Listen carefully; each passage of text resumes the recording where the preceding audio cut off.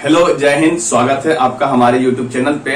और आज जो बच्चों का सवाल आया है जल्दी से हम डिस्कस करते हैं। ये सवाल काफी अच्छा है। अगर आप इसको कॉन्सेप्चुअल तरीके से देखें तो ये आपके काफी प्रतियोगिता परीक्षा के लिए काफी इंपॉर्टेंट हो जाता है, क्योंकि इन सवालों में अगर आप सही कॉन्सेप्ट का इस्तेमाल नहीं करेंगे तो ये बिल्कुल ही आपका समय खराब कर देगा। तो जल्दी से चलते हैं सवाल पे और देखते हैं इसका सॉल्यूशन क्या होगा। तो अभी आपका ये सवाल जो है आपके स्क्रीन पे ये रहा। तो सवाल कह रहा है कि यदि एक गोले, एक बेलन एवं एक शंकु की त्रिज्याएं समान है तथा इसके संपूर्ण पृष्ठ का जो क्षेत्रफल है वो भी समान है, तो इसकी ऊंचाई का अनुपात क्या होगा।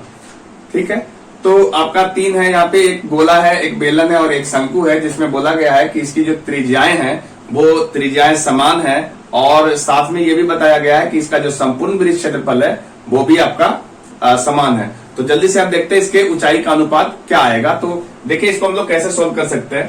देखिए सबसे पहली बात यह है कि देखिए तीन तरह का आपका फिगर बोला है। एक तो गोला है, एक आपका बेलन बताया है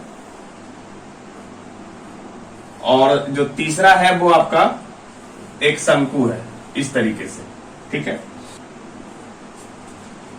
तो जो आपका गोला है, इस गोले का अगर हम गौर से देखें तो इसकी ऊंचाई क्या होगी। तो ये देखिए r है, तो इसकी जो ऊंचाई होगी हम इसको h1 कह रहे हैं और h1 बराबर क्या होना चाहिए, तो 2r होना चाहिए, क्योंकि जो इसका गोला का व्यास होगा वही व्यास इसका टोटल ऊंचाई होगा। ठीक है, इसकी ऊंचाई को हम लोग h2 कह देते हैं, यहां से यहां तक जो ऊंचाई है, और इसकी ऊंचाई जो है इसको हम लोग h3 कह देते हैं।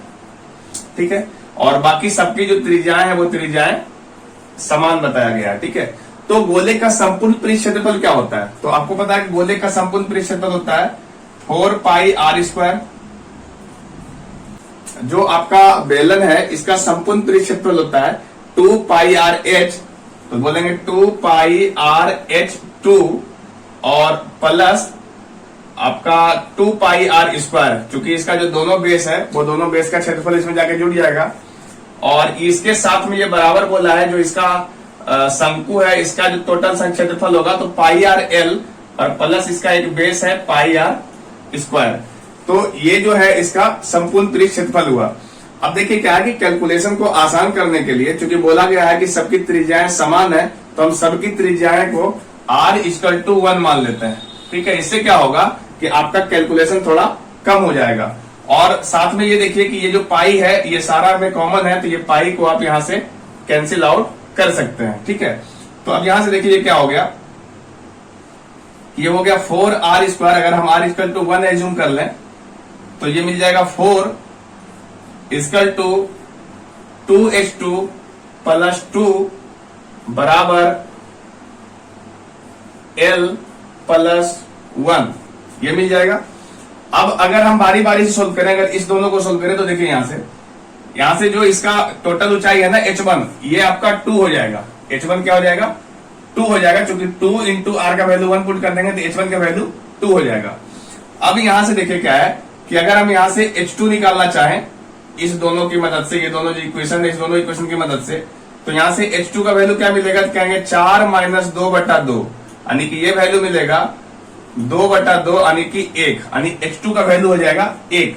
अब ये वाला जो l है ना, वो l आपको कैलकुलेट कैसे करना है, तो ये आपका l जो होता है इसकी तिरछी ऊंचाई, वो आपका इसके लंब और इसका जो त्रिज्या है उसके स्क्वायर के योग के बराबर होगा। तो आप इसके जगह पे ये लिख सकते हो h3 का स्क्वायर प्लस r स्क्वायर। तो r का वैल्यू तो 1 है, तो आप ये 1 बोलोगे और साथ में एक प्लस 1 है, तो ये आपका जो है टोटल शंकु का संपूर्ण पृष्ठ क्षेत्रफल हो जाएगा। ठीक है, तो हम लोग यहाँ से h2 निकाल चुके हैं। अब हम लोग क्या करेंगे कि ये वाला इक्वेशन और ये वाला इक्वेशन की मदद से इस वाले इक्वेशन और इस वाले इक्वेशन की मदद से हम लोग कुछ कैलकुलेट करेंगे। ठीक है, तो देखिए जब हम ये वाला इक्वेशन और ये वाला इक्वेशन लेंगे तो यहाँ से h2 का वैल्यू जैसे ही हम यहाँ से 1 पुट करेंगे तो ये वाला वैल्यू टोटल 4 हो जाएगा। तो हम यहाँ लिख देते हैं ये वैल्यू कितना हो गया, 4 बराबर h2 का होल स्क्वायर प्लस 1, ये रूट में है, और ये वाला जो 1 है प्लस 1 यहाँ लिख दिए। तो इस हिसाब से अगर आप देखो जरा तो ये h2 का स्क्वायर, सॉरी h3 था, h3 का स्क्वायर प्लस 1 बराबर ये आपको 3 मिलेगा। ये वाला एक आके इधर माइनस हो गया। अब अगर हम दोनों साइड इसको स्क्वायर कर दें तो यहां से ये h3 का स्क्वायर प्लस 1 बराबर 9 मिल जाएगा। और अगर ये वाला वैल्यू उठा के हम उधर रख दें तो यहां से आपको h3 का जो वैल्यू है वो आपको h3 का स्क्वायर जो मिलेगा 8 मिलेगा। और इस प्रकार से यहां से जो h3 है वो आपका 2√2 मिलेगा। ठीक है, तो तीनों वैल्यू आपको आ चुका है कि h1 का जो वैल्यू है वो आपको 2 मिला, h2 का जो वैल्यू है वो आपको 2√2 मिला, सॉरी h2 का जो वैल्यू है वो आपको 1 मिला है, और h3 का जो वैल्यू है वो आपको 2√2 मिला। इस प्रकार से अगर हम h1 अनुपात h2 अनुपात h3 लिखें, तीनों का रेशियो पूछा गया है, तो बोल सकते हैं 2 अनुपात 1 अनुपात 2√2, ये आपका सही आंसर होगा। ठीक है, तो इस तरीके से जो इसका सही आंसर होगा वो आपका 2 अनुपात 1 अनुपात 2√2 होगा। अब यहां से देखिए एक चीज आपको समझना है कि r बराबर 1 क्यों माना गया।